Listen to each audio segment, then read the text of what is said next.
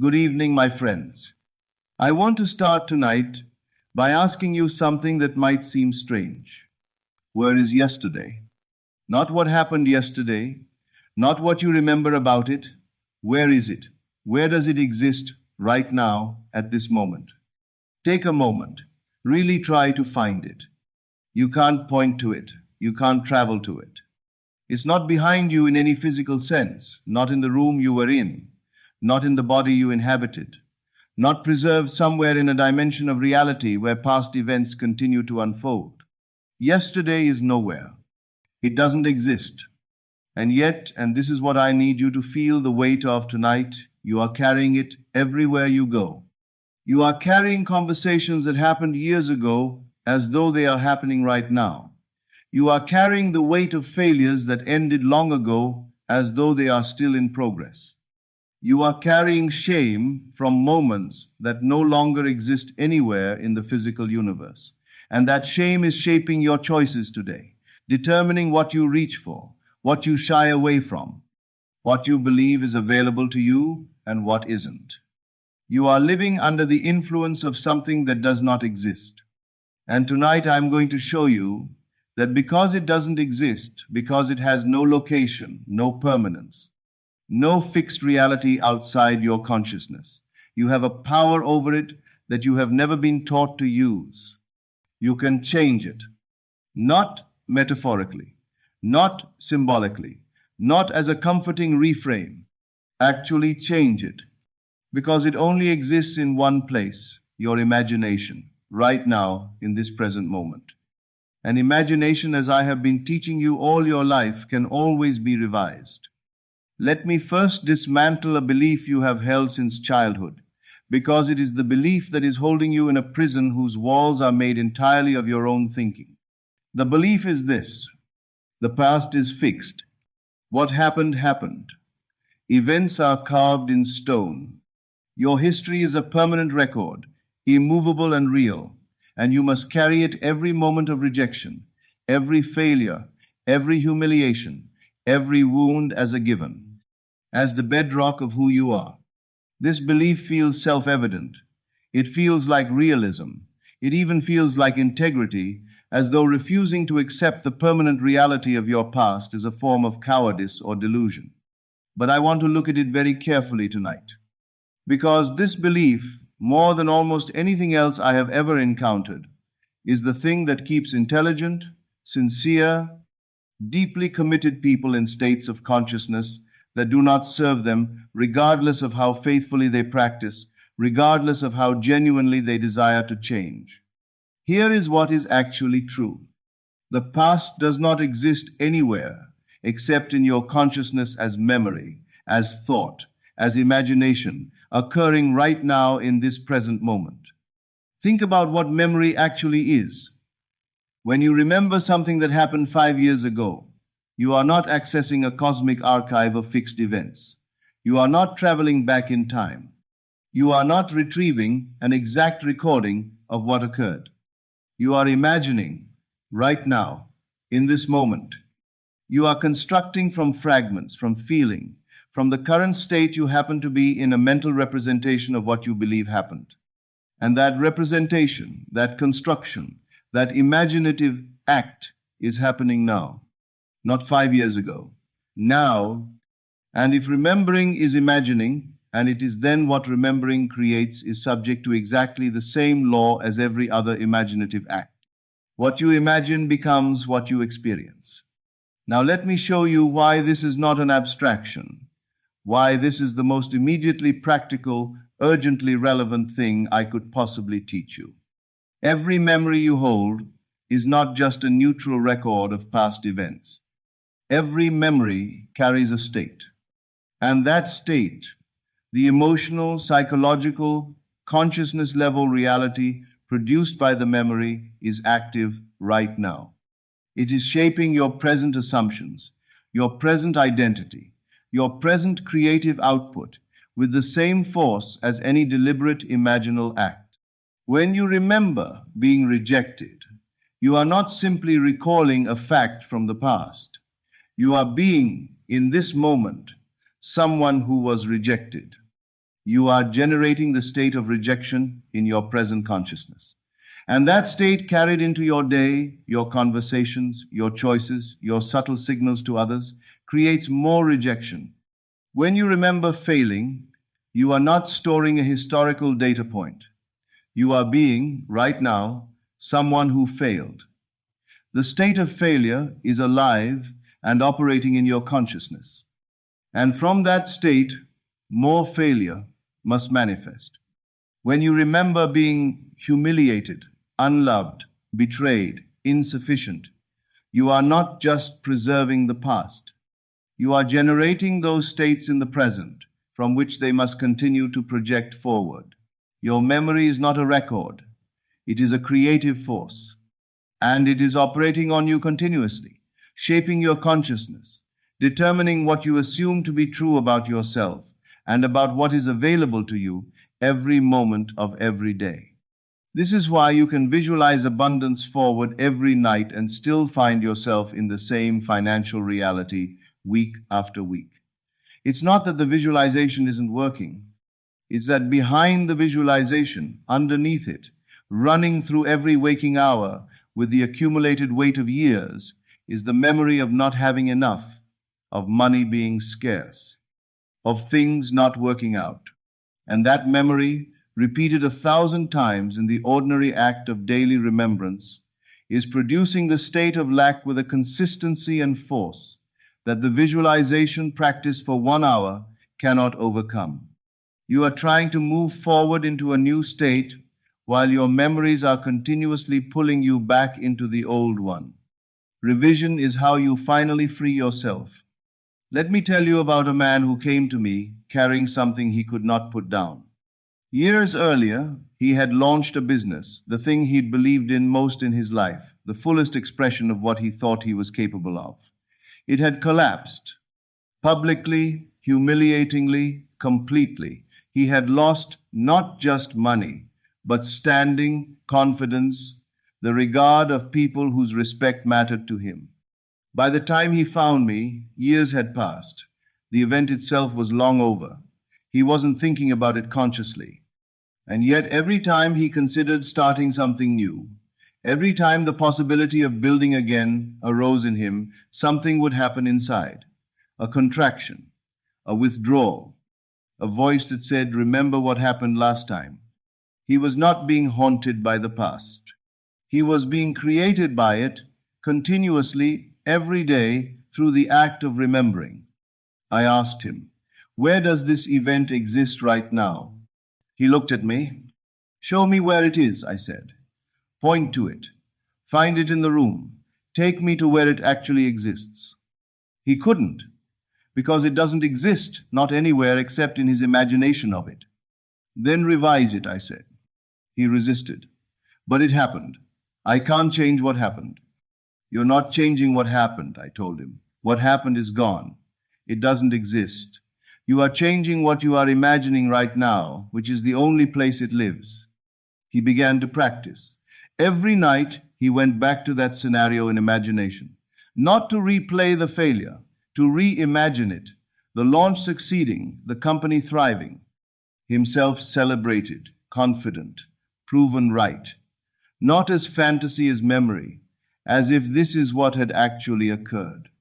He did this night after night. And over weeks, something he hadn't expected happened. The shame dissolved, not because he had talked himself out of it, not because he had found reasons to forgive himself or reframe the experience, but because the imaginative act that was generating the state of shame, the repeated remembering of failure, had been replaced by a different imaginative act generating a different state. He was no longer carrying the state of someone who had failed. He was carrying the state of someone who had built something real.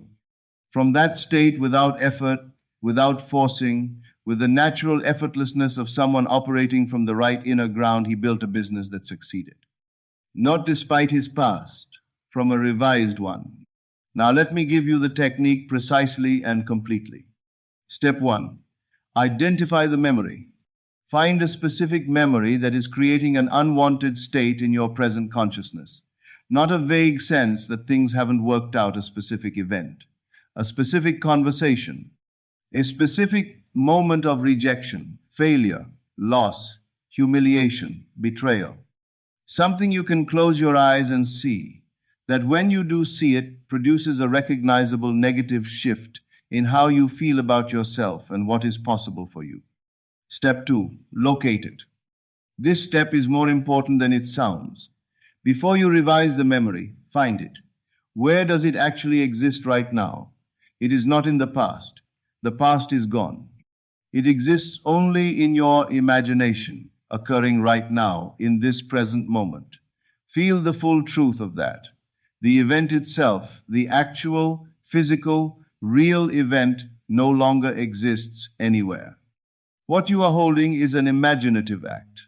And imaginative acts can be changed. Step 3. Revise it. Close your eyes. Return to the scenario. But this time, let it go differently. Not as fantasy, not as wishful thinking, but as memory, as if this is what actually happened. If you were rejected, imagine acceptance. Hear the yes. Feel the welcome. Let it be as specific and sensory as the original memory. If you failed, imagine the success, the moment it worked, the faces around you, the feeling in your body when you knew it was real. If you were humiliated, imagine being honored, heard, respected, seen. Make it vivid. Make it feel real. Make it feel like a memory, because that is exactly what it is becoming. Step 4. Persist until it settles. The original memory feels solid because you have imagined it thousands of times. Repetition is what gave it weight. So you must repeat the revised version until it accumulates the same weight, the same naturalness, the same quality of course, that's what happened. This takes time. It takes nightly practice. It takes patience with the process. But it works not through some mystical mechanism, but through the precise, reliable law of consciousness. What you most consistently imagine becomes what you most deeply assume. And what you most deeply assume creates your experience reality. Step 5. Notice the state shifting. This is how you know it is working, not by watching for external changes, but by watching what happens inside when you call up the memory. The original memory made you contract. The revised one, as it settles in, as it becomes the dominant imagining, will make you expand, lighter, more capable, more like someone who has already won the thing you are trying to win. That shift in state is the work. The external changes are the inevitable consequence of the work. Now, I want to address something subtle that makes revision particularly powerful and that most people miss entirely. Your present state is already revising your memories constantly, without your permission, without your awareness. You have experienced this. The same childhood event remembered in depression versus remembered from a place of healing, two completely different stories, two completely different emotional realities. The same conversation recalled when you are afraid versus when you feel secure, almost unrecognizable as the same event. Your consciousness is not passively storing memories. It is actively reinterpreting them, moment to moment, through the lens of whatever state you currently occupy. When you are in a state of unworthiness, your memories rearrange themselves to confirm that unworthiness. They cluster together, find patterns, emphasize the rejections and the losses and the failures. They build a case. When you are in a state of capability and worth, the same memories reorganize. Different moments come forward. Different meanings emerge. The same life reads as a story of resilience rather than defeat. This is already happening, right now, below your awareness. The only question, and this is the question that revision answers, is whether it will happen consciously or unconsciously. Whether you will let your current states keep pulling your past into alignment with limitation, or whether you will deliberately, intentionally, with full understanding of what you are doing, revise your past into alignment with the state you have chosen to occupy. Revision is not the introduction of a foreign power into your consciousness. It is the conscious use of a power that has been operating in you your entire life. I want to give you one more practice that will transform your daily experience. At the end of each day before sleep, in the quiet minutes when the conscious mind is growing soft and the imaginative faculty is most receptive, review your day, not to judge it, not to catalogue your failures or grade your practice, to revise it. Go through the hours that have passed and find the moments that created unwanted states, the conversation that left you feeling dismissed, the interaction where you didn't say what you wished you had, the moment of self-doubt that crept in unexpectedly, the email that stung, the silence that felt like rejection. These moments exist now only as memory, only as imagination in the present. So reimagine them. The conversation where you were dismissed, replay it as the conversation where you were heard, where your words landed with weight, where the other person's face showed genuine recognition. The moment of self-doubt, reimagine it as the moment of quiet confidence. You in that same situation but settled in yourself, speaking from the ground of someone who knows what they are. The silence that felt like rejection, reimagine it as companionable quiet, as the comfortable silence of someone who does not need constant external affirmation. Do this every night, not to live in denial of what occurred, but to refuse to carry the state it produced into tomorrow. Because that moment, whatever it was, wherever it happened, exists now only in how you are remembering it, and you can remember it differently. And when you remember it differently, you go to sleep in a different state. And your subconscious, which operates through the night from whatever state you last occupied, works from that different state. And you wake in a different state. And from that different state, you create a different day. This, practiced consistently, is not a technique. It is liberation. Let me say something now about what revision is not, because I know some of you have a deep and genuine concern about this. Revision is not the denial of pain. It is not the erasure of difficult experience. It is not the spiritual bypassing of genuine wounds that deserve acknowledgement and care. What it is, and this distinction matters enormously, is the refusal to let the state produced by that pain become the permanent operating system of your consciousness.